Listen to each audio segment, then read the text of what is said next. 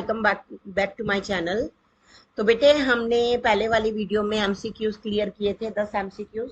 उसमें से एक क्वेश्चन मैंने आपसे पूछा था और कहा था कमेंट बॉक्स में मुझे बताइएगा।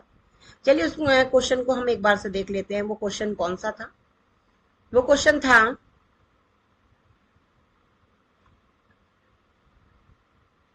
देखिए ये वाला हमने कर लिया था, ये भी कर लिया था। निम्न में से किसका उल्लेख नहीं किया गया है? यहाँ बोधा का कहीं भी जिक्र नहीं, बोधा का यहाँ पर कहीं भी जिक्र नहीं है, तो आंसर बोधा है। ठीक है, नेक्स्ट हम देख लेते हैं। हमने 10 तक क्लियर कर लिए थे। 11th वाला क्वेश्चन है, रैदास चंदन किसको मानते हैं? स्वयं को, परमात्मा को, चंदन के वृक्ष को, या कीमती वस्तुओं को? देखिए स्वयं को वो क्या बता रहे हैं कि प्रभु जी तुम चंदन हम पानी, तो स्वयं को तो कह ही नहीं सकते, स्वयं को तो उन्होंने पानी बताया है। अब परमात्मा को देखिए, चंदन परमात्मा को ही तो कह रहे हैं, वो अपनी और परमात्मा की क्या कर रहे हैं, एक दूसरे से तुलना कर रहे हैं कि मैं ये हूं और आप ये। ठीक है, तो परमात्मा आंसर हमारा सही होना चाहिए। चंदन का वृक्ष का यहाँ कहीं जिक्र नहीं है, कीमती वस्तुओं का जिक्र नहीं है, तो आंसर होना चाहिए परमात्मा। जी हाँ, बिल्कुल सही आंसर परमात्मा। कवि रैदास को किसके नाम की रट लग गई है?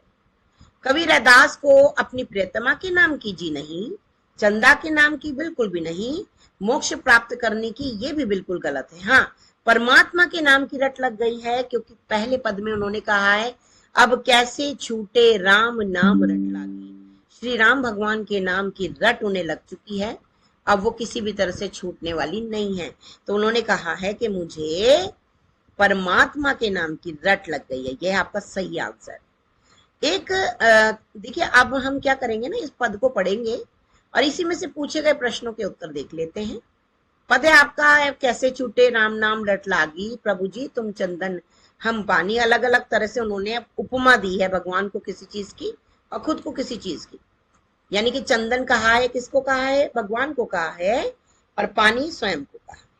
ठीक है, तो प्रभु जी तुम गनबन हम मोरा, जैसे चितवत चंद चकोरा, प्रभु जी तुम दीपक हम बाती, जाकी ज्योति बरे दिन राती, प्रभु जी तुम मोती हम धागा, जैसे सो नहीं मिलत सुहागा, प्रभु जी तुम स्वामी हम दासा, ऐसी भक्ति करे रैदासा। तो प्रश्न इसी से पूछा गया है, इस पद में किस भाव की अभिव्यक्ति है? ये कौन सा भाव नजर आ रहा है? प्रेम भाव दिख रहा है, ईर्ष्या का तो नहीं दिख रहा, निंदा भी नहीं की जा रही किसी की बुराई, तो हमें तो यहाँ पर भक्ति भाव नजर आ रहा है। बिल्कुल सही आंसर है। रैदास के अंग अंग में क्या समाया हुआ है? चंदन, जल, प्रेम और ईश्वर। अगर बेटे देखा जाए, हम इसके अर्थ के आधार पर देखें तो यहाँ पर प्रभु का नाम उसके अंग अंग में समाया है। ये तो एक जिक्र किया गया, उदाहरण दिए गए हैं, लेकिन असली बात हो रही है ईश्वर की, उनकी भक्ति की, उनके प्यार की। ठीक है, कवि ईश्वर की ओर ईश्वर की ओर आशा भाव से किस प्रकार देखते हैं? आशा मतलब क्या आशा लगाकर बैठे हैं? जैसे क्या मोर बादलों को देखता है या चंद चकोर को देखता है? पपीहा बादलों की ओर देखता है, किसान बादलों की ओर। बहुत अजीब बात है कि पपीहे का यहाँ कहीं जिक्र नहीं है, बादलों का जिक्र है, लेकिन वो मोर के साथ है, काले घने बादलों का। जैसे किसान बादलों, किसान का भी यहाँ जिक्र नहीं है। मोर बादलों की ओर देखता है, बादलों की ओर देखता नहीं है। जब काले बादल आते हैं तो वो मोर नाच उठता है। अब आशा भाव से कौन देख रहा है? जी हाँ, चकोर पक्षी जो है वो चांद को आशा भाव से निरंतर देखता रहता है, फिर भी उसकी तृप्ति नहीं होती, उसका मन नहीं भरता। ठीक इसी तरह कवि रैदास ने कहा है कि मैं भी अपने प्रभु को दिन रात देखता रहता हूँ, उनकी भक्ति में लीन रहता हूँ, खोया रहता हूँ, फिर भी मेरा मन जो है उनकी भक्ति से तृप्त नहीं होता।